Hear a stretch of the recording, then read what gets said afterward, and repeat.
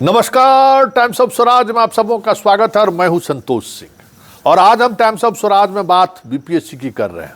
जी हां, आने वाला समय बीपीएससी के लिए बहुत ही मुश्किल भरा समय है। कल भी एक सुनवाई हुई है और अब लगातार अभी से लेके 14 फरवरी तक, या यूं कहें कि 28 फरवरी तक, पूरे फरवरी माह लगातार सुनवाई है और कोई एक मसला नहीं है। कल जो सुनवाई हुई है, जिसको लेकर आज हाई कोर्ट के साइट पर आदेश की कॉपी डाली गई है, उसमें मामला क्या है? 69 बीपीएससी का जो परीक्षा हुआ है, उसमें बहुत सारे ऐसे छात्र हैं जिनका नंबर, मतलब जैसे जो याचिकाकर्ता छात्र हैं उनका 480 नंबर है मेंस में। 461 वाले को इंटरव्यू में बुलाया गया है, इनको इंटरव्यू में नहीं बुलाया गया। क्यों नहीं बुलाया गया? ये पूरा आरटीआई मांगते रह गए विभाग की तरफ से, मतलब बीपीएससी की तरफ से कोई जानकारी नहीं दी गई। अपील में भी गए, फिर भी बीपीएससी को जवाब नहीं दिया, तो हाई कोर्ट के शरण में आए हैं। हाई कोर्ट 4 सप्ताह के अंदर बीपीएससी को हलफनामा दायर करने के लिए कहा है कि क्यों नहीं इसका मौखिक परीक्षा लिया जाए। मतलब जब वो, और ये कोई एक छात्र नहीं है, खबर आ रही है कि इस तरीके के दर्जनों ऐसे छात्र हैं जिनके मेंस में इतने नंबर हैं जिस नंबर के आधार पर उनको इंटरव्यू कॉल करना चाहिए था। और बीपीएससी को ये नोटिस जारी हुई है। 31 तारीख को पीटी के मामले में सुनवाई है ही। लगातार टीआरई 1 और टीआरई 2 के मामले में भी लगातार हाई कोर्ट बीपीएससी को नोटिस दे रहा है और बीपीएससी को हलफनामा दायर करना है। कंप्यूटर सहित कई भाषा वाले मसले पर ऑलरेडी अंतिम दौर में सुनवाई है। मतलब फरवरी महीना बीपीएससी के लिए अग्नि की परीक्षा है। भले वह कल चेयरमैन अपने तरीके से अपनी बातों को रख रहे थे और ऐसे तमाम सवालों का वो जवाब दे रहे थे जिन सवालों को हम लोग उठा रहे थे।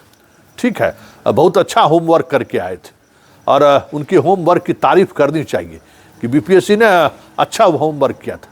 लेकिन जरा उन होमवर्क में भी कई ऐसे सवाल अनुत्तर रह गए हैं जिनका जवाब उनको देना चाहिए। आप तो परीक्षा में जिस छात्रों ने मिसकंडक्ट किया उस पर तो आप 3 साल का बैंड लगा दिए, आप उस पर कार्रवाई कर दिए। लेकिन जिनके वजह से डीएम का रिपोर्ट है, आप जो बापू परीक्षा केंद्र है उसको लेकर रिपोर्ट है कि कितने प्रश्न पत्र आपको चाहिए, और जो कम प्रश्न पत्र वहां भेजे, जो अधिकारी पदाधिकारी कम प्रश्न पत्र भेजे और जिस वजह से ये हंगामा हुआ, क्या उन अधिकारियों पर आपने जो कोई कार्रवाई की है? क्या वो पब्लिक डोमेन में आप बताएंगे? सिर्फ दोषी छात्र ही हैं। पहला सवाल बीपीएससी चेयरमैन से मेरा है। दूसरा सवाल, जो छात्र बार बार कर रहे हैं कि बापू सभागार के जो परीक्षाएं रद्द की गई है और उसके बाद जो 22 सेंटरों पर परीक्षा हुई है उसमें, और पिछले परीक्षा के सेंटर के पूरे बिहार की अगर तुलना करें तो उनसे ज़्यादा परीक्षार्थी इसमें कम्पीट किए हैं, क्योंकि क्वेश्चन का पैटर्न कहीं न कहीं सामने आ चुका था और छात्रों ने कुछ इसी तरीके का जवाब दिया। आपने जिन सवालों के जवाब को लेकर बिहार को आईना दिखाया है, चाहे श्रेयसी सिंह का हो, चाहे आप कह सकते हैं कि विष्णुपद मंदिर का हो, चाहे पटना साहिब का, क्योंकि वो हम लोगों ने सवाल कराए। फिर आपने दोबारा परीक्षा लिया, उसमें भी कई ऐसे सवाल थे।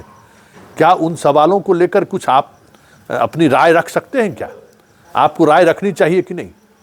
ये सारे सवाल आज छात्रों ने किया है। हमें लगता है कि छात्रों ने जो प्रेस कॉन्फ्रेंस करके जो सवाल खड़े किए हैं, उन सवालों को आपको प्रमुखता से देखना चाहिए और जवाब भी देना चाहिए। लेकिन सवाल वो नहीं है। सवाल ये है कि हाई कोर्ट में जो सुनवाई हो रही है और जिस तरीके से सुनवाई हो रही है, और लगातार बीपीएससी समय पर समय ले रहा है, देखना दिलचस्प होगा कि पीके शाही इस बार बीपीएससी को कितना राहत दिलवा पाते हैं। क्योंकि इस बार खेला होबे, क्योंकि जिस तरीके से बीपीएससी अभी तक बचती रही है, बड़ी से बड़ी गलती के बावजूद भी कोर्ट का जो रुख रहा है बीपीएससी को लेकर, हमें लगता है कि इस बार वो रुख नहीं रहना चाहिए। क्योंकि सड़क पर जनता है, सड़क पर छात्र है, और हमें लगता है कि जब आप सड़क पर उतरते हैं ना, तो एक से एक इंस्टीट्यूशन में बैठे हुए लोग कितने दबाव में होते हैं, ये एक पत्रकार के रूप में मैं भी महसूस करता हूँ। बीपीएससी भले ही रिजल्ट निकाल दिया हो, लेकिन बीपीएससी आज भी दबाव में है। और बीपीएससी इस बात के दबाव को लेकर दबाव में है कि मेंस और इंटरव्यू के दौरान भी बहुत सारी ऐसी चीज़ें हैं जो बातें अगर पब्लिक डोमेन में जिस तरीके से चीज़ें चल रही हैं, अगर उसको उस तरीके से रखने में कामयाब नहीं हुई है तो फिर बबेला हो सकता है। इतना दबाव में तो है बीपीएससी। इससे पहले आप ही बताइए ना कि किसी परीक्षा में इतनी पारदर्शिता बीपीएससी के द्वारा बरती गई थी क्या, जितनी पारदर्शिता इस परीक्षा में बरती गई है। इसके बावजूद भी देखिए TRE 1 और TRE 2 का जो खेल है वो बड़ा खेल है। अतुल प्रसाद माफी योग्य नहीं है। आप ट्विटर पर जवाब देने से मतलब नहीं है, जिस स्तर पर खेल हुआ है वो सामने आ रहा है और उसका एक एक सवाल का जवाब देना होगा। TRE 3 में बड़ी बड़ी बातें हो रही थी। देखिए ना, मुजफ्फरपुर से सेंटर से क्यों भाग रहा है। मतलब एक हमारे बदले में छात्रों ने परीक्षा दिया, ये प्रूफ हो रहा है कि जिसका थंब इम्प्रेशन, जिसका तस्वीर आपने लगा रखा था परीक्षा केंद्र पर, वो और जो परीक्षार्थी शामिल हुए हैं उसमें कहीं न कहीं मिसमैच हो रहा है। बड़ी संख्या में छात्र अलग अलग सेंटरों से फरार हो रहा है, वो भी सवाल जवाब देना होगा।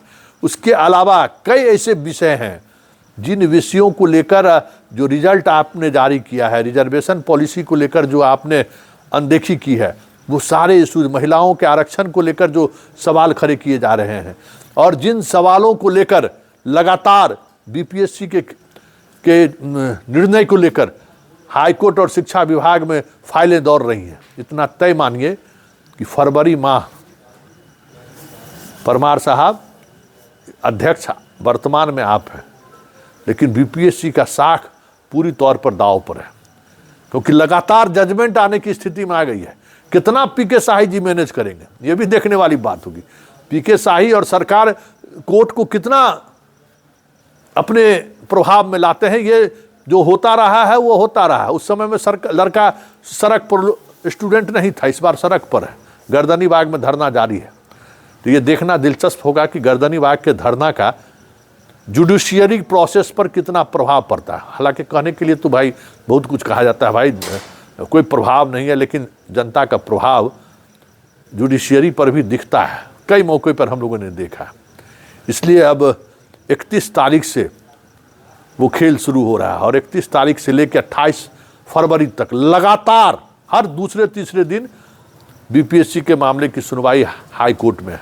ऐसे में ये देखना बड़ा दिलचस्प होगा कि जो सुनवाई की तिथि निर्धारित की गई है और जिस तरीके से कह सकते हैं कि बीपीएससी तैयारी कर रही है, खास करके वकीलों का पैनल जिस तरीके से वो उतार रहे हैं और छात्र के तरफ से भी जिस तरीके की तैयारी है, ऐसे में ये देखना दिलचस्प होगा कि आखिर होता क्या है हाई कोर्ट में, क्योंकि न्याय की उम्मीद अब फिर सिर्फ और सिर्फ न्यायालय पर ही लोगों की आस टिकी हुई है। और देखना ये दिलचस्प होगा कि न्यायालय उस आस के साथ खड़ी होती है या फिर जो आज तक हो रहा है पिछले कई वर्षों से बीपीएससी के मामले में या अन्य प्रतियोगिता परीक्षाओं में, मामला सुप्रीम कोर्ट तक जाता है। बाद के दिनों में जजमेंट भी आते हैं। किसी को पता भी नहीं चलता है कि बीपीएससी या अन्य परीक्षा एजेंसी को क्या फटकार लगी। ऐसे छात्रों को रिलीफ भी मिल जाता है, फिर से दोबारा अपॉइंटमेंट भी हो जाता है, लेकिन बात सामने खुलकर नहीं आती है। इस बार बात सामने आनी है और परमार साहब आपके नियुक्ति को लेकर भी सुप्रीम कोर्ट में सुनवाई हो रहा है। इसलिए इस बार बीपीएससी के खिलाफ जो सड़क से लेकर संसद तक लड़ाई शुरू हुई है और जिस तरीके से कोर्ट में लगातार सुनवाई होनी है, खेला हम सबों को देखना है कि इस बार न्यायपालिका किस तरीके से इस पूरे मुद्दे पर अपनी राय रखते हैं।